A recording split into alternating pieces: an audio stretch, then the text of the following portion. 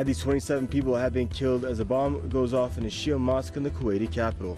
More than 200 others were wounded in the terrorist attack.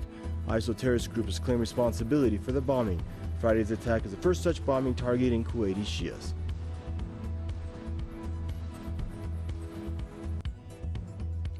Palestinians have called for an end to the Israeli crimes during a funeral ceremony for a man who was killed by Israeli forces in the occupied West Bank. Tel Aviv says the Palestinian man was shot when he opened fire on Israeli forces near a security checkpoint in the Jordan Valley.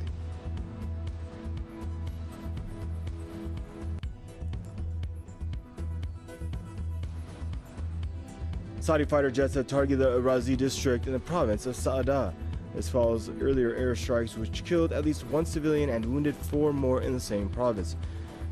More than 4,400 Yemenis have lost their lives since Riyadh began its aggression against Yemen in late March.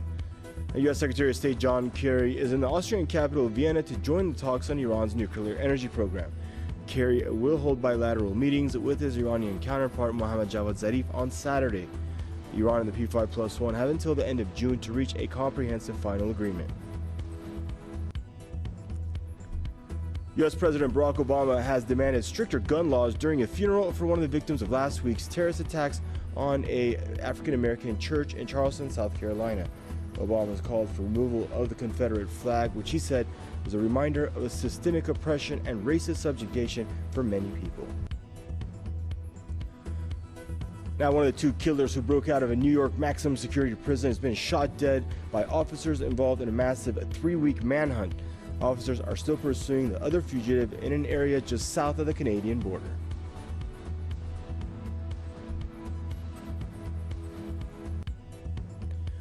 Greek voters will be casting their ballots on July the 5th to decide if Athens should implement economic reforms proposed by international creditors.